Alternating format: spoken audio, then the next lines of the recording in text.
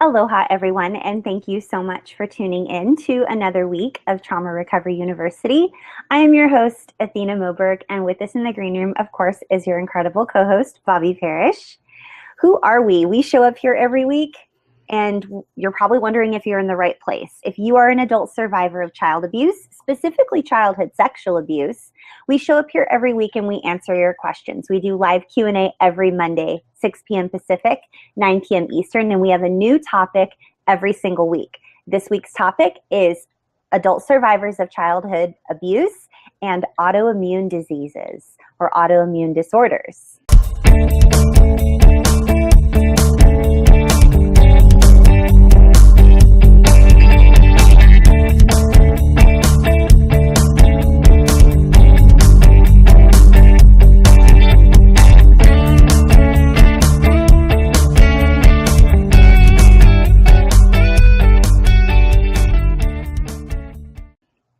Now, we're going to unpack this topic from the very beginning of it, moving all the way down to strategies and helpful tips on how to manage any type of an autoimmune disease or your lifestyle or maybe an anti-inflammatory type nutrition plan or even mild exercise or different tips and strategies that can help you if you are living with an autoimmune disorder. But we're also going to talk from the very tip top of the topic, which is what are autoimmune disorders? What are autoimmune diseases?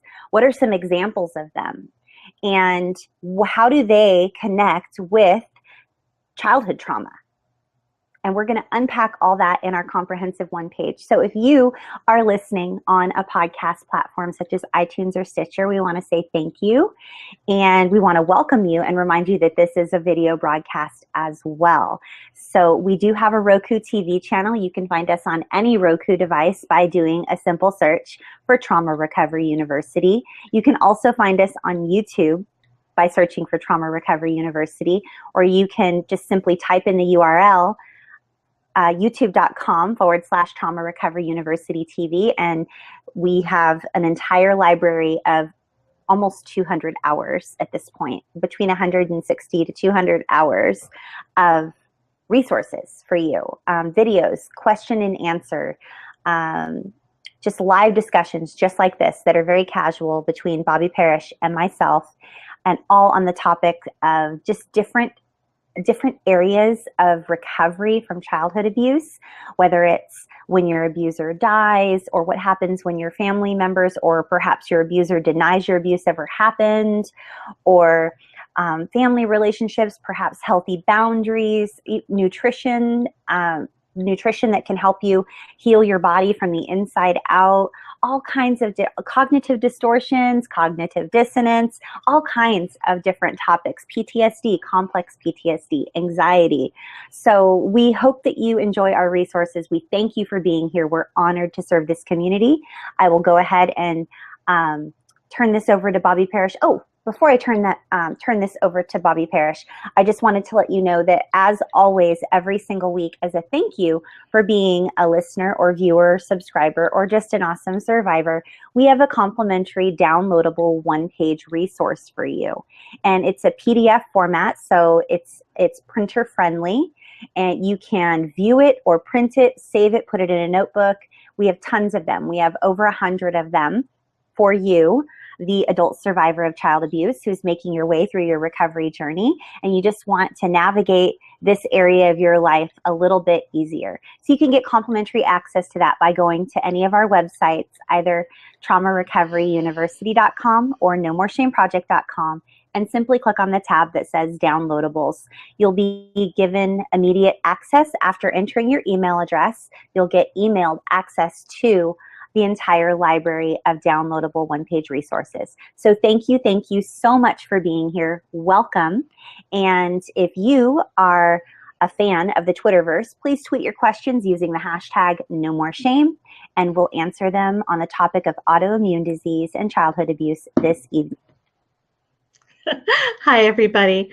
Just got to remind my phone to be quiet here while we're talking. Lots of people on the Twitter stream already here with us. Kalisha, Matt, Lindy, Maggie, Sarah's here. Hi, Sarah. Hi, Sarah. And so many other people. And it's wonderful to see each one of you. And we're so honored that you're here, that you spend an hour of your week with us. And we hope to make it a really good hour, informational and supportive. I do want to issue a trigger warning for tonight's broadcast because we do talk about childhood abuse, and we're going to specifically mention childhood sexual abuse. Nothing explicit, never on that, but sometimes just the mention of it is triggering for some people. So if you get triggered, if you're upset, please just go ahead and shut the broadcast down. If you're watching live, it'll be up on YouTube in a while. And if you're listening on a podcast or watching a video of this program, the video is not going anywhere. The podcast will be up forever. So don't worry about shutting it down and coming back to it later when you feel better. If you are triggered or you are in crisis, we want to encourage you, if you're in the US, to reach out to our friends at RAIN. Their number is 1-800-656-HOPE, HOPE. RAIN stands for the Rape, Abuse, Incest National Network. They also have a crisis chat feature on their website, and that is at rainn.org. If you're in the UK, you can reach out to the Samaritans. The Samaritans have a hotline number at 116-123. They also have the capacity to text you support, and you can get that by texting them at 0775-909090. You can also reach them via email at jo@samaritans.org. If you're in Australia, you can reach your national hotline at 131114. And we encourage you to reach out for all the help that you would need, because you're worth it. And it gets better. We promise it does. Athena and I have more than 30 years of experience together in recovery, and we can promise you that it gets better. We can't promise you that it's simple. We can't promise you that it's easy, but it does get better if you're willing to put in the work. And I'm hoping by going through all the videos that we have and information that we have on the website that you'll find some help that you need. Come to the Twitter chats, join one of our Facebook support groups. We'll talk about those later on. And I think that you will get even more help than you ever imagined. And talking of help and wanting to connect with people, we encourage you to sign up to attend our Trauma Recovery University Live conference in Orlando, Florida, November 11th through the 13th. I have been talking to people this week and connecting with speakers. We have people who are going to come in and talk about what trauma-informed care is, and you're going to find that one particularly interesting after tonight's discussion of autoimmune diseases. We have people talking about how trauma interacts with anxiety, how they cause one another, and how we can unlink them and feel better about our anxiety. Lots of discussion about narcissism, narcissism with a partner, and narcissism with a parent, both of those aspects. So we're very excited to have you there. And again, we encourage you to go to www.traumarecoveryuniversitylive.com. We have completely filled up the agenda now, all of the speakers and their discussions that they're going to have. They're named, the time is there, and a 1 or 2 sentence description about what they're going to speak about. If the presentation can earn you CEUs, if you're a therapist or nurse or psychologist, you can go ahead and see those as after the name of the person presenting. It'll let you know whether you can get CEUs from attending that workshop or discussion. So we encourage you to hop over there and see all the things that we have going on with the conference. So other than that, I think that's all I have to say. And we're going to talk about autoimmune disorders today. Like Athena said, we're going to start from the very beginning. We're going to define what they are, We're going to define what childhood trauma is.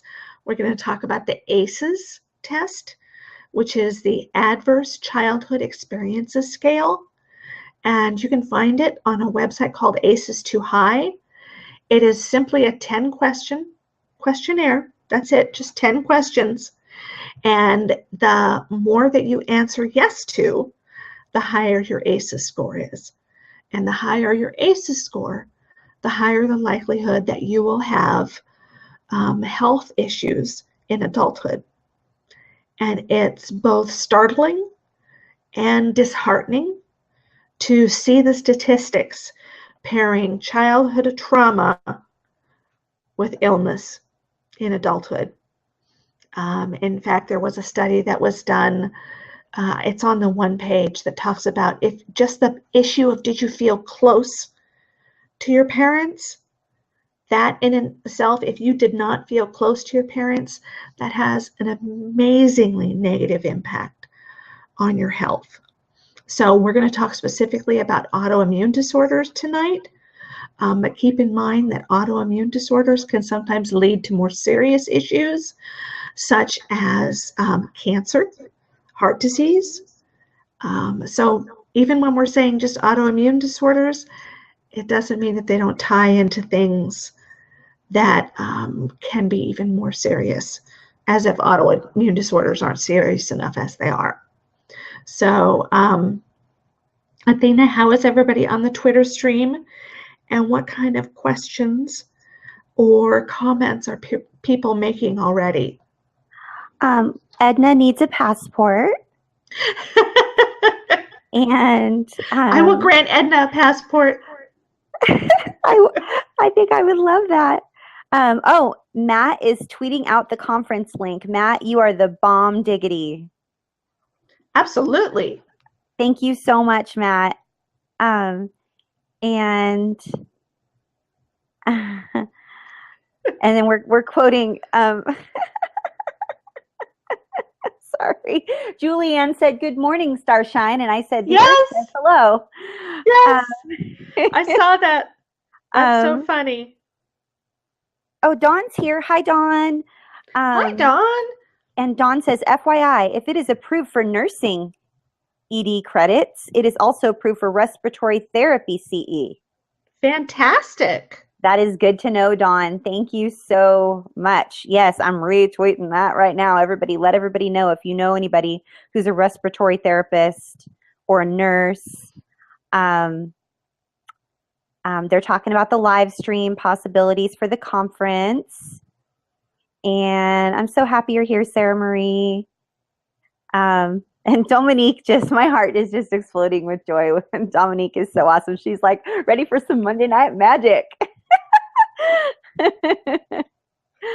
Yes, we're very excited to be here, you guys. And Simi wants us to remind you guys to please, please, please send her your drawings of butterflies. The conference theme is around butterflies and the metamorphosis from someone who has lived through child abuse and who's in this cocoon and they're all alone, and there's a lot of hard work when we're in recovery, kind of like the growth process when you're in the cocoon all alone. But then once you work your way through your recovery, you get stronger, and then you exit your cocoon and you're this beautiful butterfly who can fly and do amazing things, and you're strong and beautiful. And so that's how we see you guys. You're strong and beautiful. And so Simi, I tell you all of that to tell you this. We are doing a fundraiser with an adult coloring book, and it's drawings from each of you, anyone in the community, whether you are a survivor or an advocate or the loved one of a survivor, or you just have a heart for this community and you would like to send in a drawing of butterfly. We're going to make any minor edits that need to be made so that we can publish it, and we're going to sell these adult coloring books and use them as a fundraiser for this amazing event that we're doing in November. So Simi, she's on Twitter at WaveMistress, or you can email her for all the information, wavemistress@gmail.com. So thank you, Simi, so much for volunteering your time to take all of the submissions. I believe we already have, I think it's 17 submissions. I might have the number wrong. I thought we had 17 submissions. I might be making that up somehow. And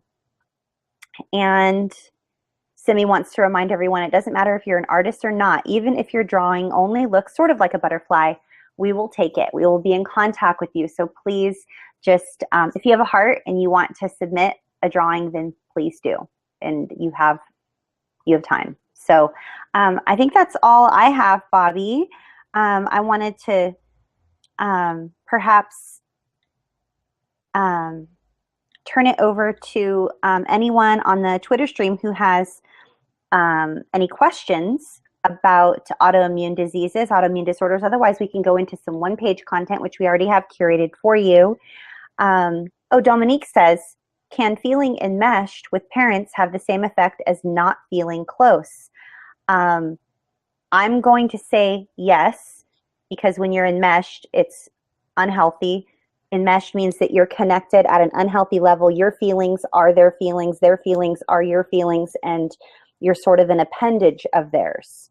You are not healthily separate, connecting with one another in an interdependent way, where you are launching into adulthood and gaining independence, as children often do from the time they learn how to toddle around, and then slowly until they get to their 20s, and then they launch into adulthood. If you're enmeshed with your parents, there's no healthy boundaries. There's no way for you to learn, take calculated risks, and exercise that muscle of learning what it's like to be yourself, and not yourself in relation to whatever your parent is thinking or wanting, but like a healthy version of yourself. Like, hi, I'm me. Hi, mom and dad. Hello. And we're separate. Oh, but I love you. Oh, good, but we're separate. Like, so my answer is yes, it can have devastating effects completely. And I'd love to hear Bobby's take on that. Yes, I think it can definitely have adverse effects on us. It's exactly like Athena said, we don't have the choice to develop normally. When we're enmeshed with a parent. I don't know that it has been studied specifically like it was at the Harvard study, where they compared how close we felt to a parent versus after effects, health after effects when you're an adult. But I can't even begin to imagine that would not have some adverse effects on you. I can't tell you how many survivors I work with who were enmeshed with one parent as a child and then abused by someone else, sometimes the other parent, who didn't have resulting issues that they needed to work through. And sometimes it's just a matter, I didn't mean just, because it's not just a matter, but sometimes it's a process of having to turn around and figure out who we are. Years and years into our adulthood, who am I? What kind of life do I want? What makes me happy? Not who does my mother say I am? What does my mother say will make me happy? And what will get my mother's approval? So yeah, I'm 100% with Athena on that one. That has lasting after effects. I wish I could give you numbers like I can give you numbers with the closeness to your parent that the Harvard study gave us. But I guess you'll have to trust Athena as anecdotal evidence that that one's gonna hang around for a long time, and you're gonna have to do some hard work to establish your own identity after having been under the spell of a parent and their wants and wishes and needs for so long. I wish it were different. But a parent choosing to raise a child to be enmeshed with them is dysfunctional. I don't know that people are going to clearly label it abuse, but it sounds very emotionally abusive to me. So, and perhaps emotionally incestuous. Oh, good question. Isn't there a book about that, Athena? Emotional incest? Yeah. Yes. There is. I'm blanking on the title of it right now. I think that's the title, emotional incest. Hang on, let me look. Yeah, when you are enmeshed with a parent or guardian and do not have the ability or the freedom to think on your own, you do not have the freedom to learn who you are separate from your parent, take calculated risks, fall down, skin your knees, get up, be loved unconditionally, move forward. We don't learn to trust ourselves. And that carries us into adulthood, not trusting ourselves. And we second guess ourselves every step of the way. And we end up self-sabotaging when we are not. Yeah, I believe, my belief is that being enmeshed leads to a lot of self-sabotaging behavior. And because you have no way of learning to trust yourself to make calculated risks, fall down, get up, fail fast, and try again without condemnation or guilt or shame, because you're only taking on the feelings of another human being. And that's just, I can't picture that ending well or progressing well. Did you find the book, Bobby? I did. I found two. The Emotional Incest Syndrome, What to Do When a Parent's Love Rules Your Life, right? By Dr. Patricia Love. How ironic is that? A lot of used ones available on Amazon.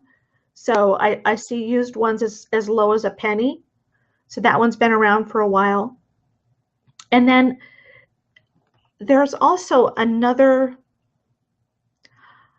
I've seen it called sometimes covert incest, where the parent essentially elevates the child to the level of their partner, even though there's nothing sexual happening between the two of them. The parent depends on, I had a client whose parents separated when he was like 14 years old. And from that point forward, his mother put him in the role of the man of the house. So he had to do all the farming work. He had to make sure the home was safe and secure. He had to do all the chores around the house.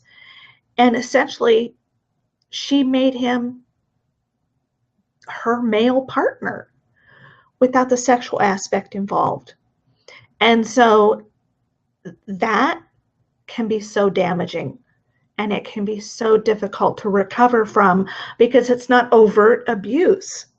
You know, how many times have we not been able to see, bruises or black eyes, and the world goes, oh, well, you're fine. Nothing happened to you. Just, get over it. Suck it up, rub some dirt on it. You'll be fine.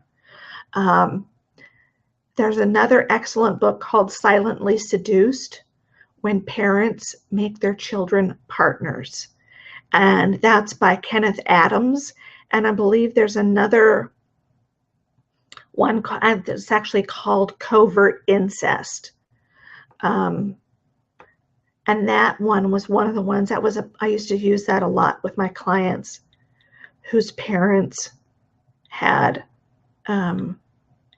elevated them to the level of a partner. Let me see here. Hey, Bobby. Uh-huh. Matt would like us to touch on stress and anxiety trigger flare-ups for chronic illness. Most definitely we will. And Maya, and Tiffany Jenkins said, so could running from the past and ignoring emotions have a bad effect on one's health, producing autoimmune disease? I'm going to retweet this and respond with a big fat yes, ma'am. Because when you are running from your past, we run from our past in three ways. We numb, we avoid, or we stuff all of those feelings and emotions. And when we numb, avoid, or stuff, then we suffer. And when we suffer, we get inflamed. And inflammation causes our immune system to attack itself, which causes like cancer and all kinds of other horrible things. So my answer is yes, Tiffany Jenkins. I love that you're here. Thank you for being here. Bobby, I would love to hear your answer, and I would love for you to touch on, with your amazing wisdom, on the topics of stress and anxiety trigger flare-ups for chronic illness. I'm with Athena, a big fat yes on the stuffing things, because we have to remember that, and one of the primary points of why our childhood causes autoimmune disorders is because we lived in a high stress, extreme stress environment when we were young. And that essentially kicked our system. Our system is stuck in high stress mode. It doesn't unstick itself, and we get to calm down, and the stress hormones like cortisol and adrenaline get to flush from our system. We're just humming at 1,000,000 miles an hour all the time. And all of those hormones in our body cause parts of our body to be inflamed, which causes pain, which then causes our immune system to say, whoa, something's wrong. We better go fix that. And our immune system then goes out and attacks those parts of our bodies that are inflamed, and that leads to autoimmune disease and disorders.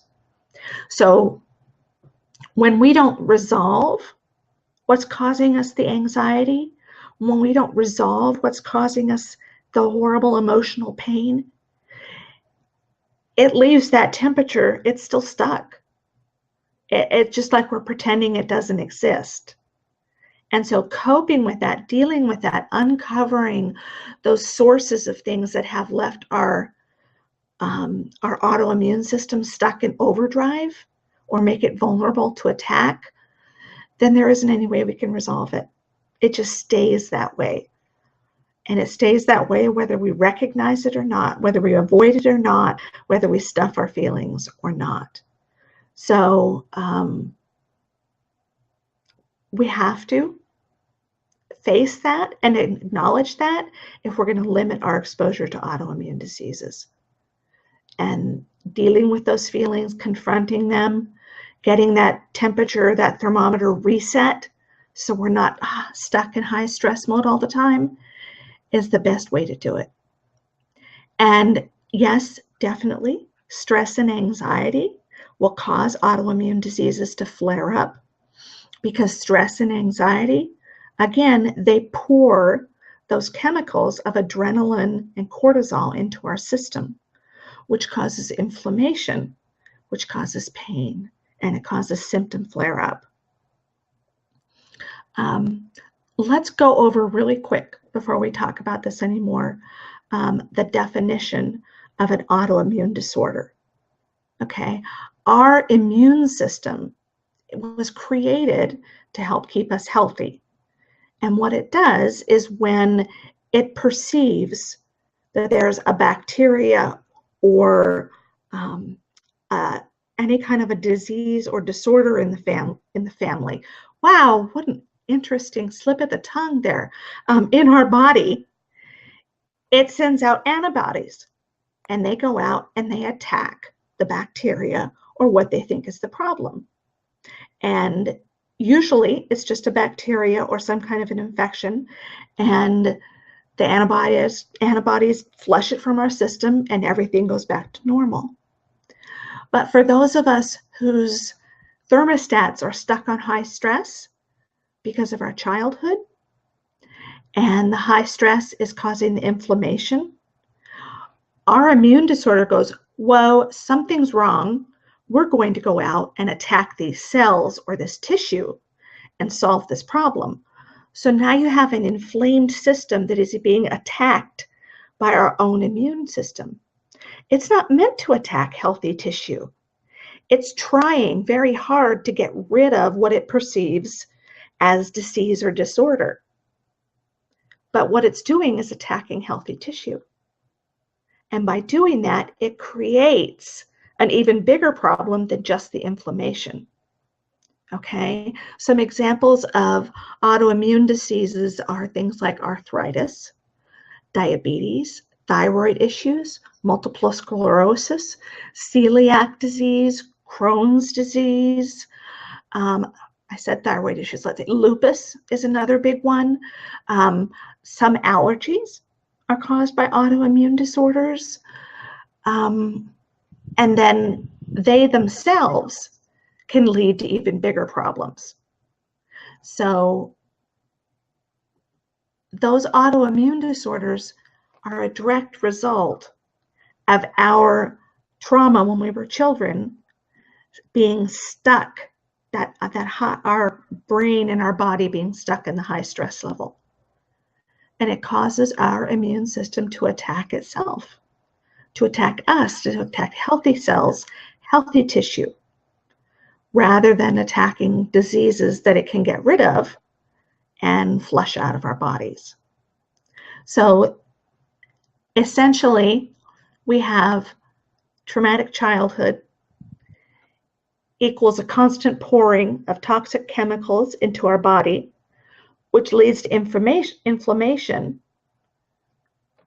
which leads to our immune system kicking in and attacking healthy tissues and cells. It's just a boom, boom, it's a domino effect. And those stress hormones are friendly to our body up to a degree.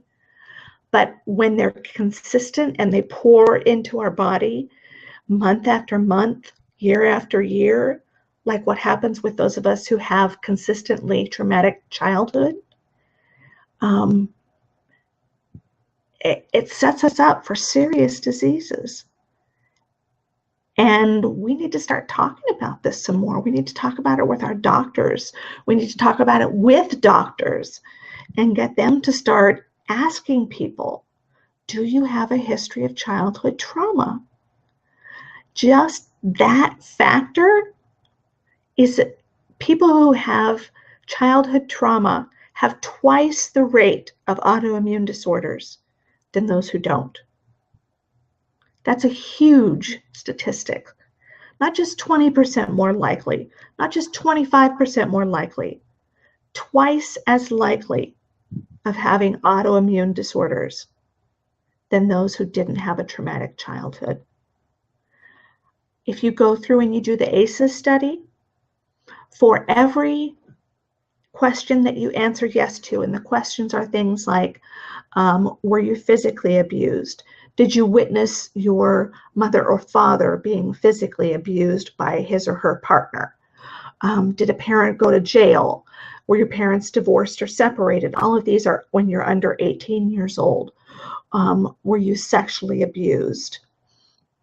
For every one of those that you answer yes to, for women, it increases your chances of getting a serious chronic illness by 20%. For a man, it increases your ability to get a serious illness by 10%. And that's because men have testosterone, which mitigates some of the stress hormones. So it's not because women feel differently or do something differently or do something wrong. The numbers are just staggering at how it shows that childhood trauma leads to chronic illness and disease. It inflames our heart, which guess what leads to heart disease.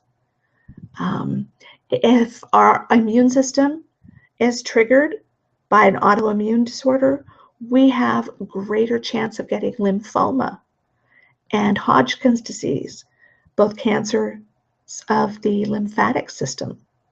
So it's just a huge tie-in. And all of us need to be aware of our medical history and knowing what that can do to us and letting our doctors know.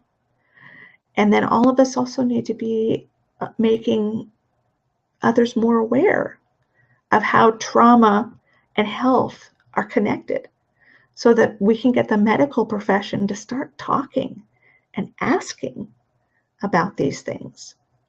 You know, Athena and I tell people all the time, try and find a doctor who's trauma informed. and sometimes that's like saying, go out and try to find a meteorite the size of your house. The likelihood is just about as great. We struggle enough to have people see a psychiatrist or a therapist or a psychologist who's trauma informed, let alone finding a medical professional. So Exactly. So many people have stomach issues. Did we answer Matt's question about stress and anxiety?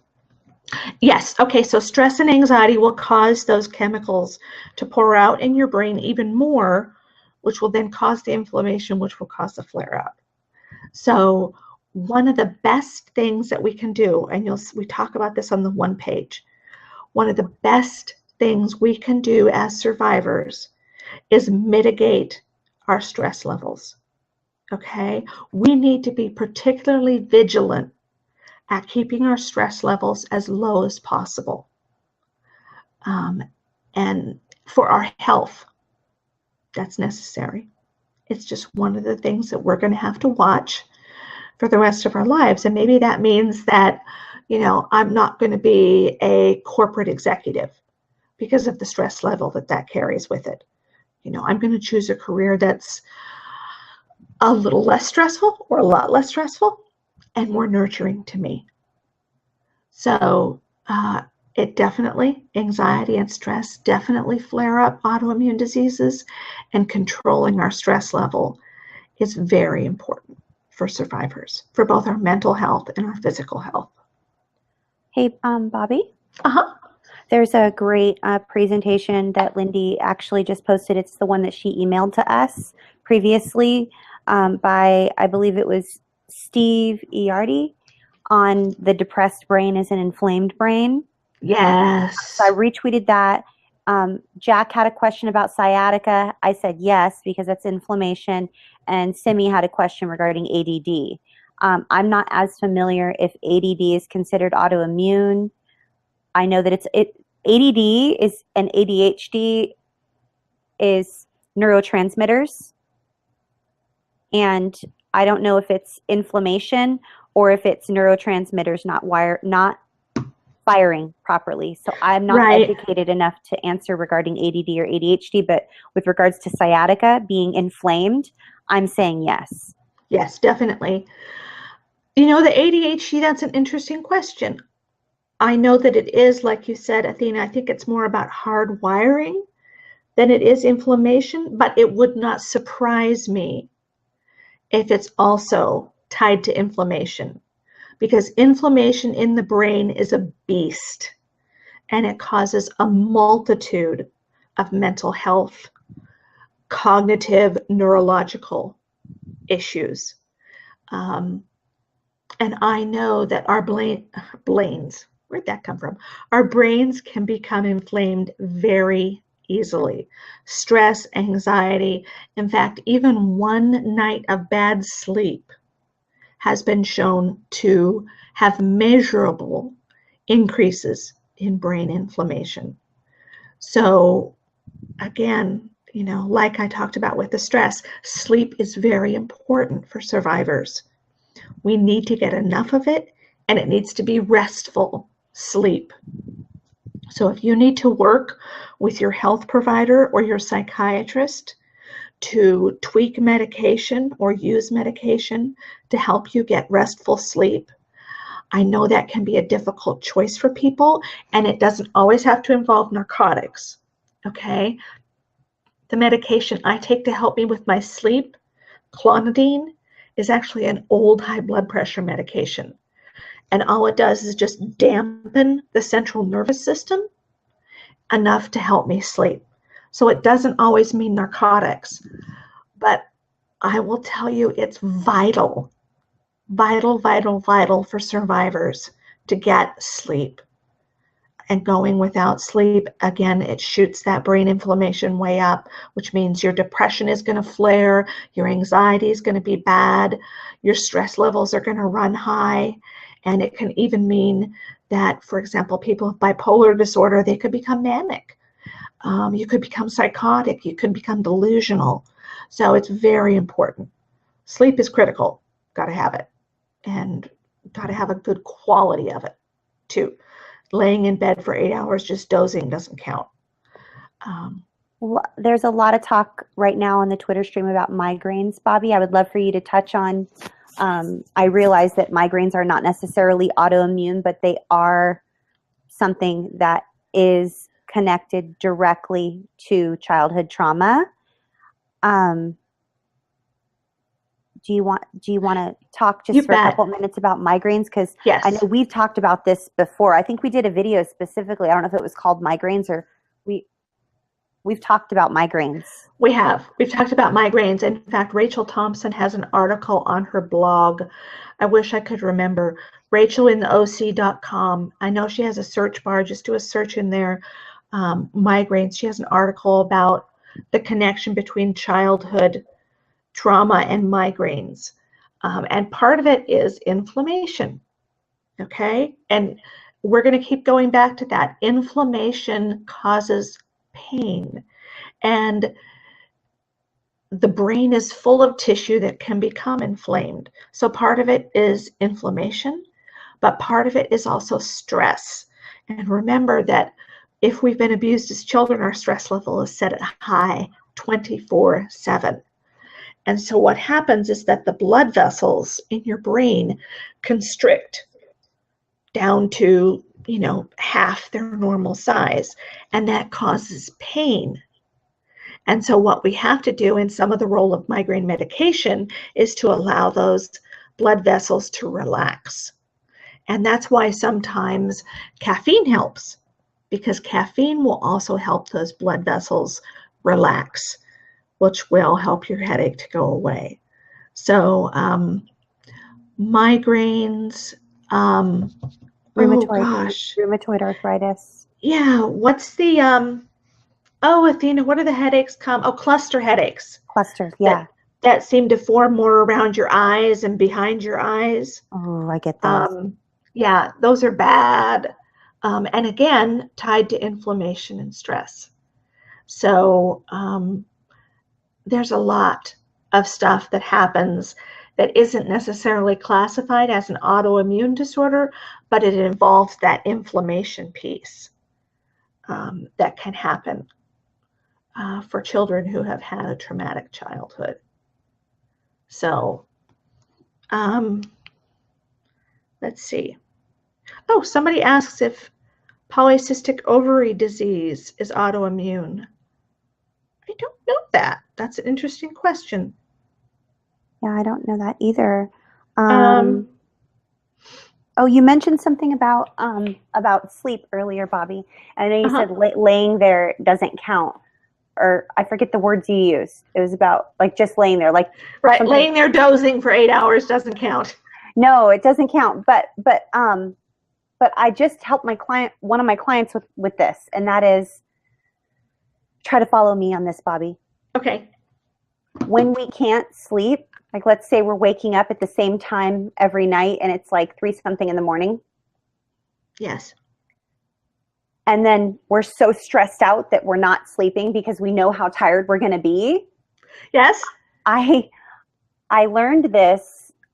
I forget when I learned this. I want to say it was a few years ago, 3 or 4 years ago. And it was from a counselor I was seeing.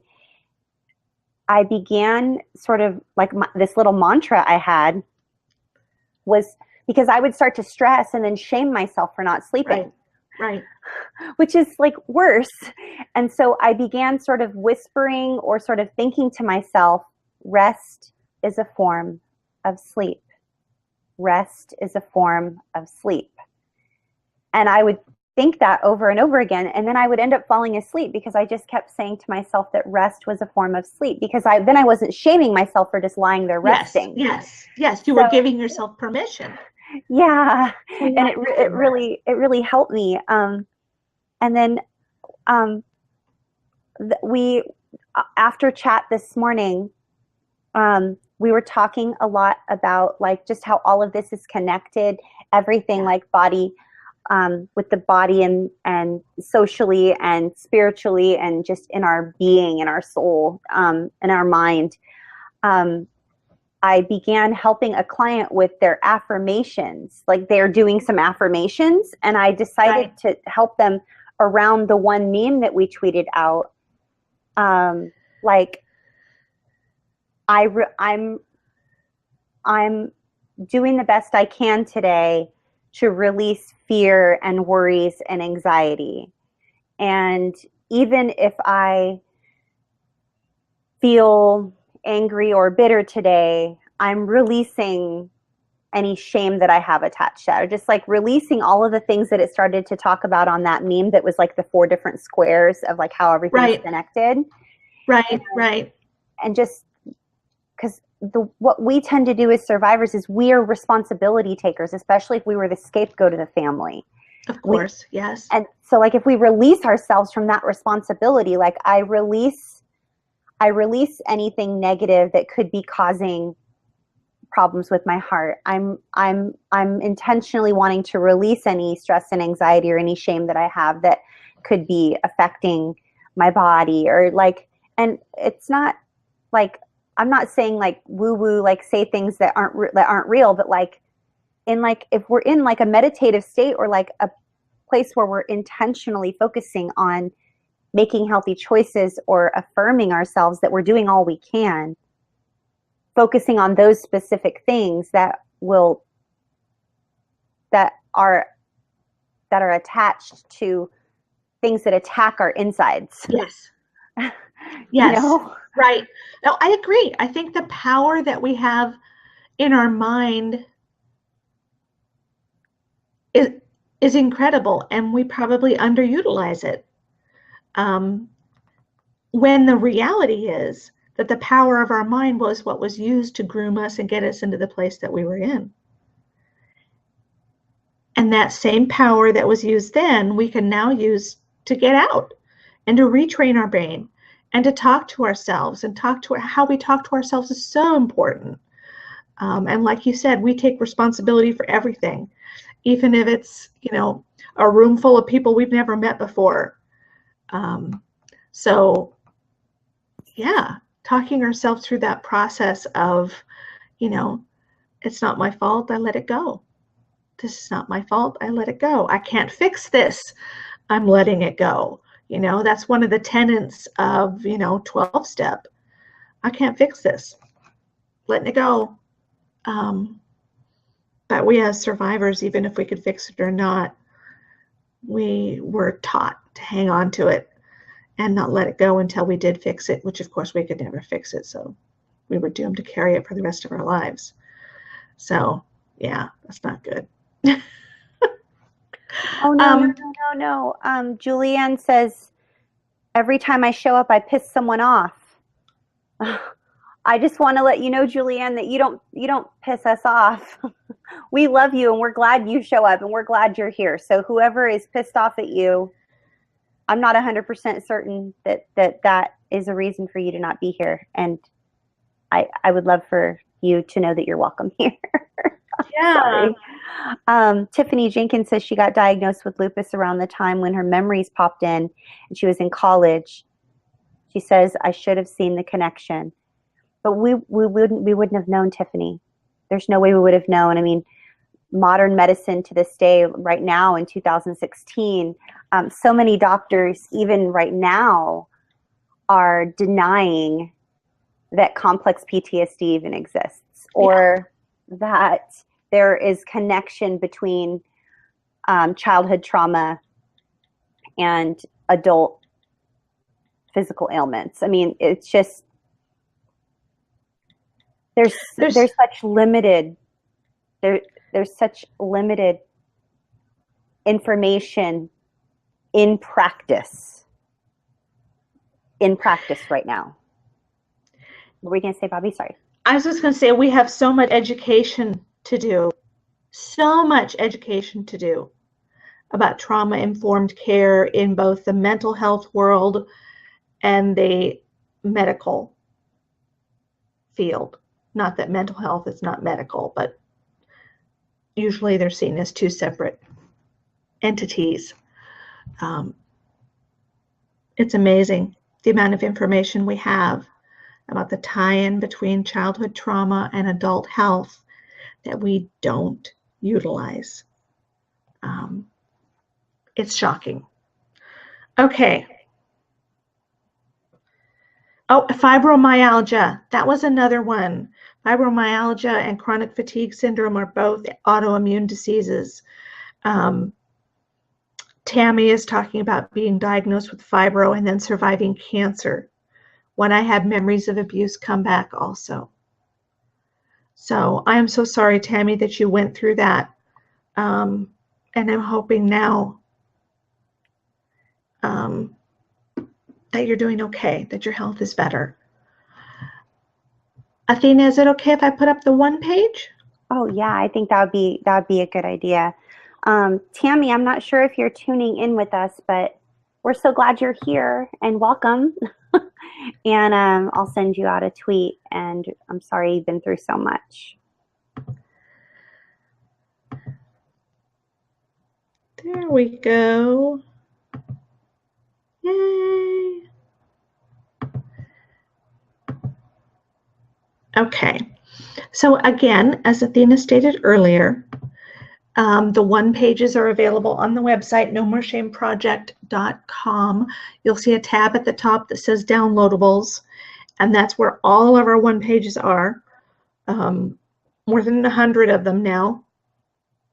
You'll be able to go in, click on them, print off any ones that you want. If you utilize them just as a PDF, you'll see links that you can click on and be able to go and get more information. So the first part of our one pages are usually education, and the second part are tips and strategies to cope with whatever topic we're talking about. So this one is autoimmune disorders. So the first half is definitions and research, and the second half are tips and strategies. So I'm just going to read through this and add some comments here and there. In past videos, we've discussed how childhood trauma affects every aspect of ourselves, including our bodies. We have done a specific video about how trauma affects the brain. Today, we want to discuss how childhood trauma relates to the development of autoimmune disorders. So first, some definitions and research finding. What is childhood trauma? Childhood trauma is physical, sexual, emotional, verbal abuse, neglect, witnessing family violence, and even parental separation or death. Autoimmune disorders, when our immune system, meant to produce antibodies that fight off illness and bacteria in our bodies, turns against us and begins attacking healthy body tissue and cells. Some examples of autoimmune disorders: arthritis, lupus, fibromyalgia, chronic fatigue syndrome, celiac disease, Sjogren's syndrome, diabetes, thyroid disease, Crohn's disease, and multiple sclerosis. There are more. Those are just the ones that I could easily find at my fingertips and list. How does our childhood trauma cause autoimmune disorders? When we experience a persistent traumatic event in childhood, it causes our bodies to pour stress hormones such as cortisol and adrenaline into our bloodstream and body tissue. Infrequent exposure to those hormones can save our lives when we're attacked or afraid, but persistent exposure to them is toxic. When we experience repeated traumatic experiences in childhood, our body gets stuck in high stress mode. Even at points when we're not going through traumatic events, our body is still producing the adrenaline and cortisol. Eventually, parts of our body become inflamed as a result of the high constant levels of stress hormones. The inflammation causes pain, and our immune system attacks the inflamed cells or tissue, causing disease or disorder. Childhood trauma has been shown that our chances of developing an autoimmune disorder are twice as high as someone without childhood trauma. Research done by Harvard in 1993, I believe it's by Ferguson and Harris. I think, showed that something as simple as a lack of perceived closeness by a child to his or her parent is a greater predictor of a serious adult disease than lifestyle issues such as smoking, drinking, an unhealthy diet, or being exposed to unhealthy environmental substances. That's just crazy that we don't, given that we don't ask people about their childhood experiences of trauma, to me is just absolutely amazing. Because a childhood, even just the lack of closeness, that's it. If a child thinks they were not close to one of their parents, that's a greater predictor of adult illness than smoking, drinking, an unhealthy diet, or again, living next door to an oil refinery, breathing in all the fumes and the gases that come out of there. That's reason enough, I think, for us to push for more trauma-informed care. In order to help cope with an autoimmune disorder or to help prevent one in adulthood, follow these tips and strategies. Focus on reducing stress in your life. We talked about this earlier.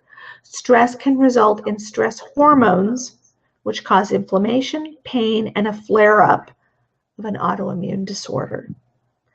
Consider following an anti-inflammatory diet, which will help reduce inflammation in your brain. And here's a link to a video about it. We did a video on, is that the video that we did on nutrition? Yes. Okay, great. Athena presented some absolutely incredible information on an anti-inflammatory diet. So pop over there, look at that. That's really helpful. Undertake regular exercise as is safe for your health conditions and in accordance with your doctor's advice to help keep your joints, tissues, and cells healthy. And thinking in particular with fibromyalgia, doctors talk about how a consistent form of even mild exercise helps to mitigate the stress done to our body, which decreases the symptoms of fibromyalgia.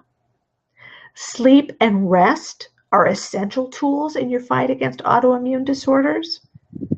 Inform your doctor of any childhood trauma you experienced, as it can be very helpful in determining the etiology or diagnosis of any disorders. Etiology means the cause. Take a safe support person with you to medical appointments to help advocate for you if your physical or medical team is not adequately taking your trauma history into account. Sometimes, I know that sometimes with medical professionals who are being brusque or dismissive with me, I can freeze. So my fight, flight, fawn, freeze hormones kick in and I freeze. So having someone with me can be very, very helpful. Know you are not alone, and thousands of child abuse survivors with autoimmune disorders and/or chronic pain are building a life that they love every day through trauma-informed care, pain management, and healthy lifestyle habits. Ask us about getting plugged into a free online safe support group for survivors. And that's it.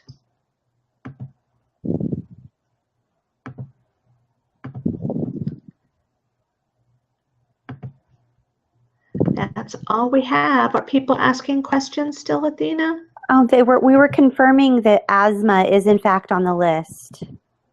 Yes. Yeah. Asthma should be on the list as an autoimmune disorder. Yes. Yep. I think we answered everyone's questions. You guys, there's so much that's all connected. And any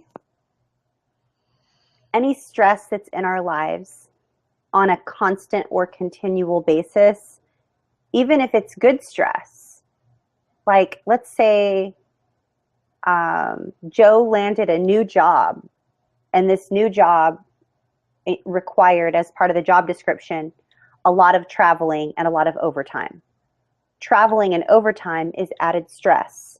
So in order to compensate for that added stress of traveling and overtime, Joe would then need to compensate with extra planned times of refreshment, relaxation, sleep, rest, recreation, even just downtime, like reading a book or something that was soothing or calming, a healthy soothing or calming. I think one of the best ways that any type of unease or anxiety or stress was described to me very literally is that it's dis-ease and causes disease. Dis-ease causes disease. And that is just so true, you guys. I have so many family members that are very stressed out about a lot of stuff. And whether it's internal things that they feel guilty about, or they're just unkind, unhappy, ungrateful people. There was this link that I tweeted out previously. I don't know when it was. It was not too long ago. And it was about how gratitude actually changes our brain chemistry. Gratitude.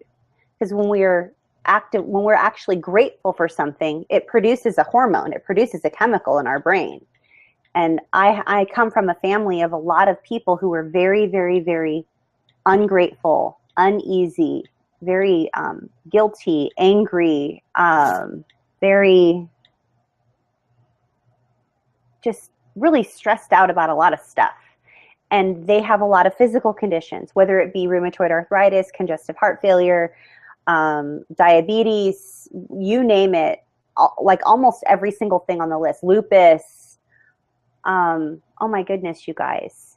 Like, I can't tell you how grateful I am to not be living the lifestyle I was living 10 years ago, because I don't know that I would be as healthy as I am right now, because I have pared down my lifestyle in a way that is much less stressful, which I just feel really, really, really grateful. So if there's any way for you to, I know that we remind you of this every week, but we want to always continue to remind you of this every week. And that is,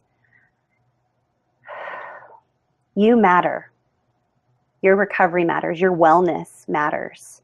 And it's difficult for us to shift into realizing that we matter when we were sort of groomed or trained into sort of believing that we needed to take on the cares of the world and the needs of the world, and we needed to make everything right in our families of origin.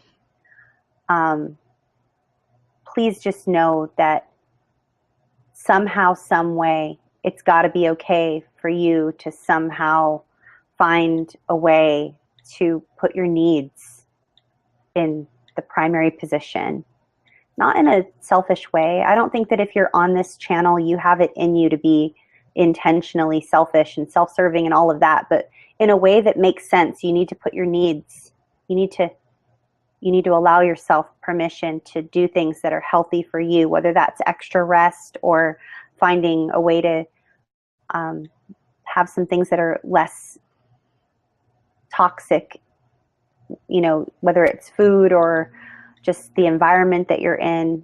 I know that Dawn was, she's a nurse, and she was talking about the power of breathing and just being in a meditative or a breathing state, deep breathing exercises. Breathing is so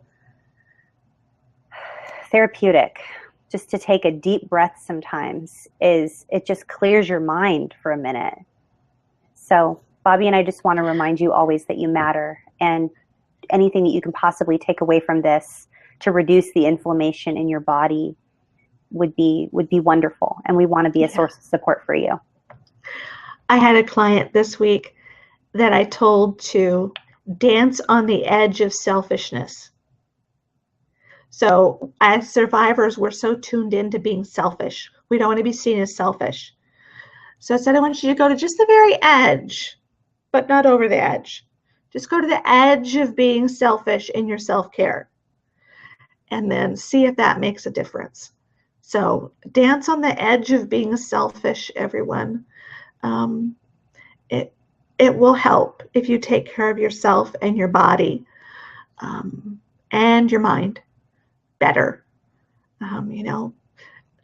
Interact with your pets. Take a walk. Go outside. There's so much more research now that shows that just getting outside, it's not like you have to go out and run a half marathon. My psychiatrist tells me, just go stand on your patio, sit on your patio, take a cup of tea. Just go outside, experience the fresh air, get some sun on you, up your vitamin D levels. Just simple things. We're not talking about changing your world.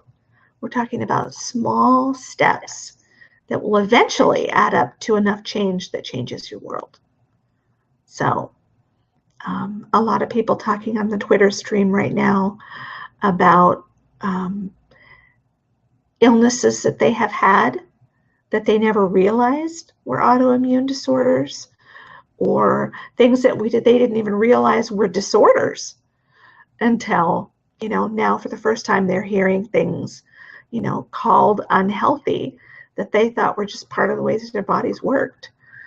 And it's amazing how those of us who were raised in a traumatic environment didn't have access to basic health information. How many of us went to yearly well child checks? Never. Yeah, exactly. When I had a child and people are talking about well child checks, I'm like, what in the world is that? Never heard of that. So, many of us didn't get regular health care. We didn't get information about, how our body is supposed to work as opposed to how it's working. So for some of us, we reach adulthood and we really have a lot of self-education to do. And when you're in the midst of crisis because you're recovering memories and having mental health issues, educating yourself about your health is not your number one priority. So I can understand why people, upon hearing some of these things, are going, wow, I didn't even know that was a disorder. Or I had no idea that disorder is tied to my abuse. So that's one of the things that we want to change, is we want our physicians to let us know, hey, you've told me about your childhood abuse. I think this might be related. And we also want to educate ourselves. That's important. So anything else, Athena, that we want to talk about before we wrap up? I think Lindy wanted to know if we did a video on abandonment issues. Ooh. And we did attachment, which is similar, but it's not synonymous. No. And last week we talked a little bit about abandonment in depression. Yeah. But no, that's a great topic. Let's put that on the list. That's a great topic. So next week, you guys, we're going to transition now from the portion of our broadcast, which is teaching and sharing the one page with everyone who's normally here every week. Thank you for being here. We're so honored that you're here every week. We really appreciate you supporting one another and showing up, and just thank you for letting us know you find our resources and that they're helpful for you. It means the world to us. We're transitioning now into the portion of our broadcast where we're going to welcome new people, but I wanted to let you know next week, don't miss this. Next week, we are going to talk about the topic of positive psychology. And we have our special guest, Brenda Ewan, who is a student at Johns Hopkins and just an amazing advocate for survivors everywhere and a supporter of this community in so many ways. She's heavily involved with ACEs, adverse childhood experiences, and has just been a great friend to Bobby and myself. So that's next week on the topic of positive psychology. And then I believe the following week, Bobby, are we going to be doing Ho'oponopono? Ooh. So Ho'oponopono, you guys, is Hawaiian for make it right. Here in Hawaii, we have something called Live Pono, or thank you so much for being Pono. I really appreciate you being so Pono. It means like to do the right thing, and not just like, oh yeah, you're right, but like to really do the right thing, like intentionally do what is right. Like, it's not Pono to cut people off in traffic. It's not Pono to leave your shopping cart out in the middle of the parking lot. Like, it's not Pono to cut in line or to steal or to take people's mangoes off their tree or whatever. Like, that's not living Pono. But to live Pono, or to do something to be Pono, means that you're living your life in a way that is other-centered. You're considering other people. And Ho'oponopono is, in a lot of the schools here where I live, if there is bullying or there's a dispute with students, they have something where they like bring them in to a meeting with one another, the students, and they sit down and they talk Ho'oponopono. And what it is you are saying to the other person, I am sorry. Will you please forgive me? Thank you. I love you. Just those simple 4 things. And it's a way of life. It's a modality that people use with counseling. Bobby brought it to my attention that she had a client that brought it to her attention, and I was like, wow, I know people that use that in their private practices here where I live, and it's in our schools, and it's just very much a part of our culture. And I didn't even think about doing a video on that topic because I thought it was just only Hawaii. But it is something, Bobby, that I think that you're right. We really should share that. What do you think? I think so too. So we're going to do positive psychology, and then I can read it. I can't say it. Can you say it again, Athena? Ho'oponopono? You said it perfect. And the thing with the Hawaiian language, you guys, is you pronounce every vowel. So it's ho'o, H-O-O, pono, pono, P-O-N-O, P-O-N-O. And the little things that look like apostrophes, those are actually called okinas. So it's H-O, okina, O, P-O-N-O, P-O-N-O, ho'oponopono, which translated literally in the Hawaiian language means to make it right. I am sorry. Will you please forgive me? Thank you. I love you. And it's a way of life here. It's something that is very intentional. It doesn't happen on accident. You don't live Pono or practice Ho'oponopono on accident. You have to actually be intentional about it and think of others and really want to make things right with other people and have that be a part of your core. So I have had a client tell me it's just been miraculous in her life, and she is not of Hawaiian origins. She attended a seminar or something about it, and she's just crazy about it. She loves it. She talks about it. So I think it can't do any harm to talk about it. Let's talk about it. Let's see what it is. Unwrap it. Unpackage it. Oh, that would be amazing. And I've never really talked or taught on Ho'oponopono, especially as it pertains to childhood abuse, because we, as the abused, don't necessarily want to say to our abuser, I'm sorry, will you please forgive me? Thank you, I love you. But this is, I really want to stress that this isn't, Bobby and I are not saying that you, the adult survivors of childhood abuse, need to ask your abuser for any type of apology and tell them that you're grateful for them abusing you and that you love them and that you're sorry. That's not what we're saying. We're saying, like, this is probably tied a lot.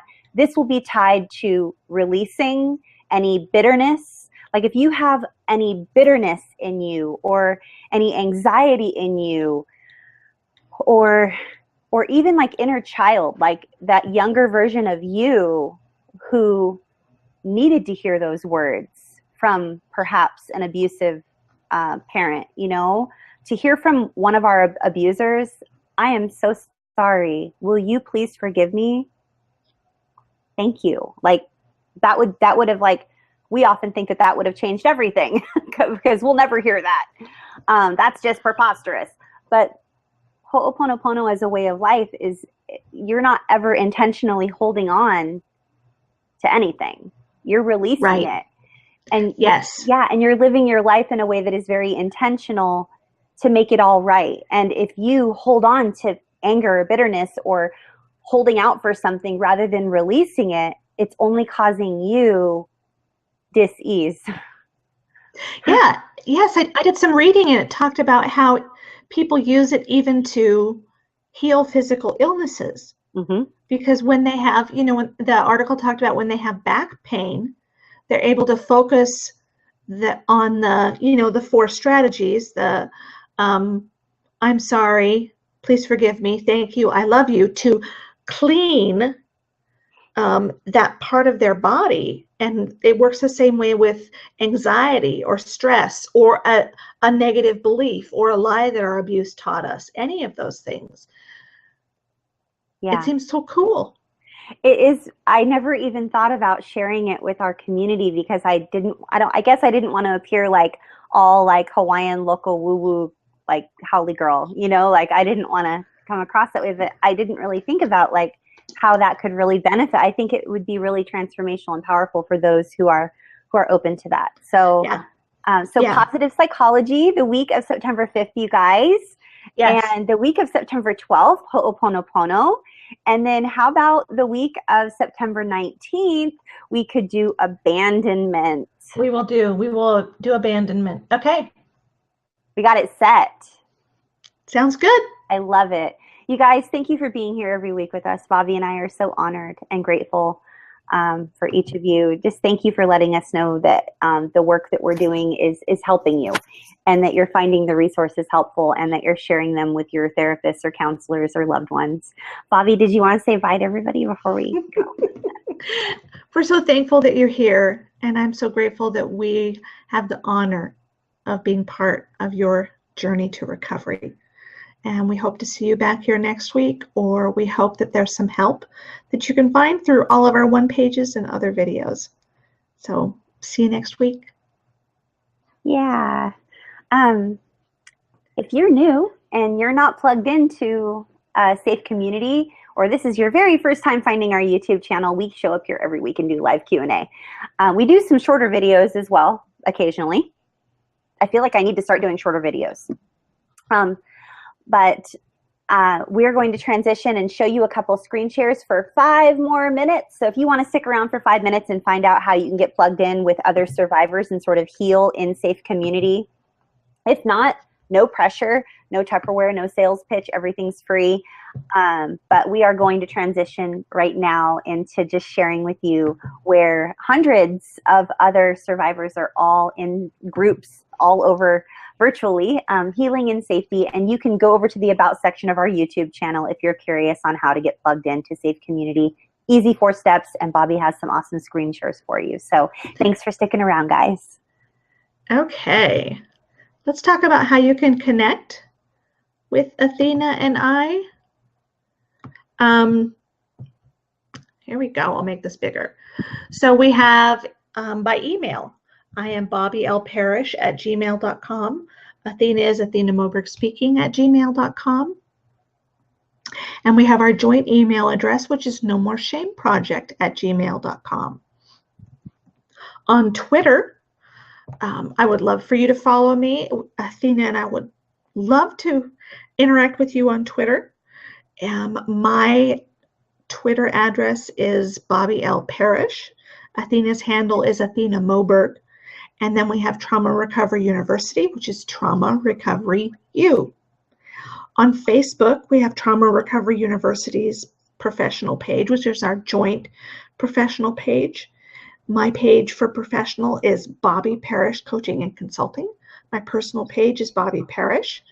Athena's professional page is Athena Moberg Speaking. Oh, good grief. Sorry. And her personal page is Dawn Athena Moberg. My tongue just won't get it right tonight. You can find all of our videos on YouTube, Roku TV, or Google Plus by just doing a search for Trauma Recovery University. And 24/7, 365, you can find our videos at bit.ly/Trauma Recovery U. Okay, let's move on to... Hey, Bobby. I know we said we have the topics for the 5th and the 12th and the 19th taken care of. Right. Matt suggested right around that same moment that we were talking, if we wanted to, on the following, which would be the 26th, the week of September 26th, we could do the topic of the unique needs of the male survivor community. Sounds fantastic. Absolutely. I would love that. So make that a big 10 for yes, Matt. And perhaps you could do some research for us and even answer some questions for everyone. So hopefully you all can let Matt know that we just talked to him if he's already gone. Okay. Let's do this. Present to everyone. Nope, not right. There we go. Okay. There are multiple ways that you can join our safe community, interact with other survivors, get support, information, education, encouragement that you need. We have 3 Twitter chats a week, and we have multiple secret Facebook groups, support groups that you can join. All of them are free. They always will be free. So we have 3 Twitter chats. The first one is Monday at 10 a.m. Pacific or 6 p.m. in the UK. The hashtag for that is CSAQT, which stands for Childhood Sexual Abuse Question Time. And then there is the second Twitter chat, which if you are with us live tonight, you are participating in. It is an interactive video and Twitter chat. That's at 6 p.m. Pacific, 9 Eastern, and Tuesday at 2 o'clock in the morning, UK time. And then Tuesday evening is the original sex abuse chat, which was started by Rachel Thompson and myself back in January of 2014. And that is at 6 p.m. Pacific, 9 Eastern, and Wednesday at 2 o'clock in the morning if you're in the UK. If you would like to join one of our Facebook support groups, we ask that you follow this 4-step process.